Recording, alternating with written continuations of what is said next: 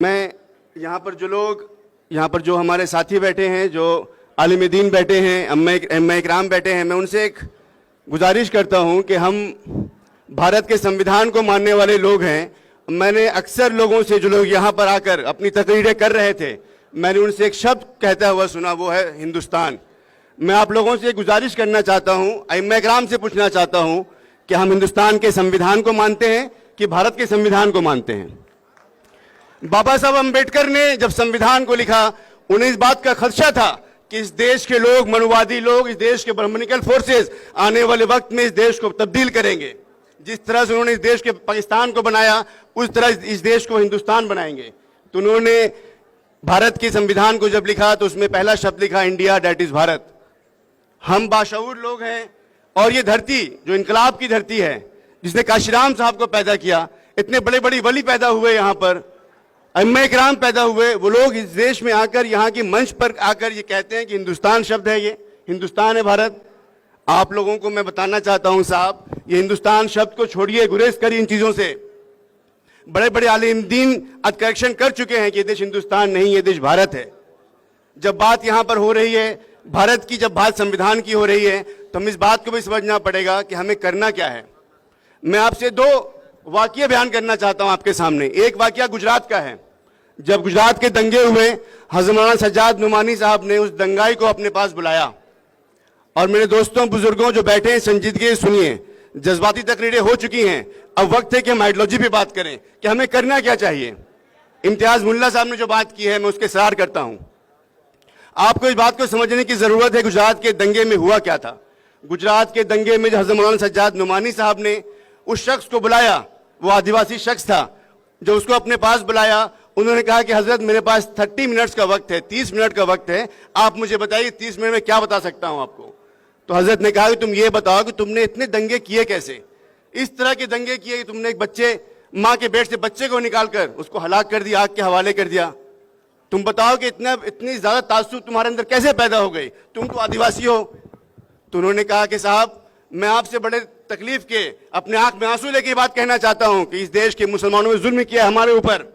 वो जुल्म किया है, इसको सुनिए।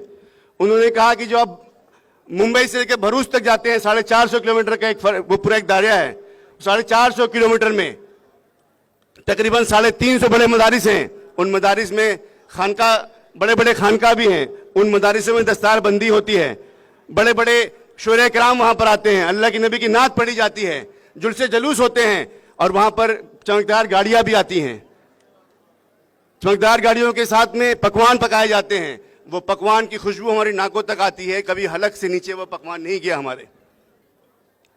हजरत ने 550 से ज्यादा आलिम दीन को जमा किया नांदेड़ में, महाराष्ट्र में, और उनसे कहा कि तुम बताओ तुमसे गलतियां हुई हैं कि नहीं हुई हैं, तुम बताओ इस बात का। सारे आलिम दीन जार और कतार रो रहे थे, अल्लाह से माफी तलब कर रहे थे कि हमसे गलतियां हुई हैं। ये गलतियां मुसलमानों हमसे हुई हैं कि हमने इस देश की व्यवस्था को समझा नहीं। हम ये नहीं जानते कि आदिवासी कौन है, दलित कौन है, पिछड़े कौन है, इस देश की अल्पसंख्यक कौन है। हम इनके ही भाई हैं, हम इनसे धर्म परिवर्तित लोग हैं। हम कहां से इस देश में आए?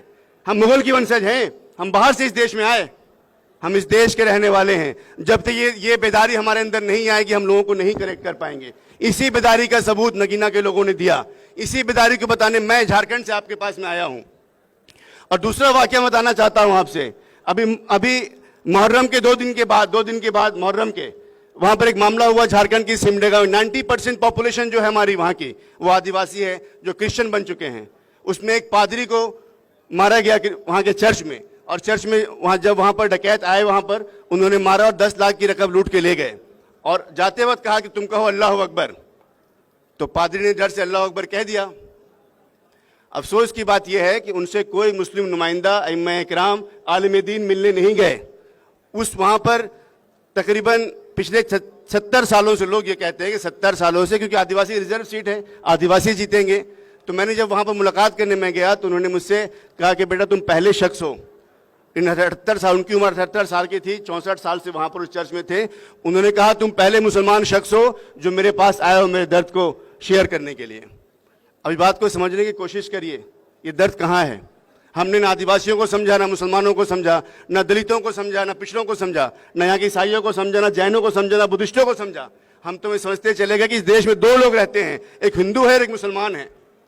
मेरे दोस्तों, इस देश की 85% जनसंख्या जो है बहुजन समाज की है। ये बहुजन समाज हम और आप हैं। मैं मुसलमानों से ये कहना चाहता हूं कि अक्सर सुनता हूं बहुजन मतलब दलित, बहुजन मतलब पिछड़े, बहुजन के मतलब मुसलमान, दलित, आदिवासी, इस देश के बुद्धिस्ट, जैन, लिंगायत, ये सब बहुजन समाज के लोग हैं। लेकिन हम समझ कहां पा रहे हैं? उत्तर प्रदेश में हमें ये समझने की जरूरत है कि आने वाला उत्तर प्रदेश, 27 का उत्तर प्रदेश हम सबका उत्तर प्रदेश होगा। अगर हमने इस देश को, उत्तर प्रदेश को बचा लिया तो हम पूरे देश को बचा पाएंगे। क्योंकि वक्त की कमी है। मैं सारा वक्त अपने राष्ट्रीय अध्यक्ष जी को देना चाहता हूं। आपने मुझे बड़े प्यार से सुना, बहुत शुक्रिया। आदाब, अस्सलाम वालेकुम रहमतुल्लाह, जय भीम।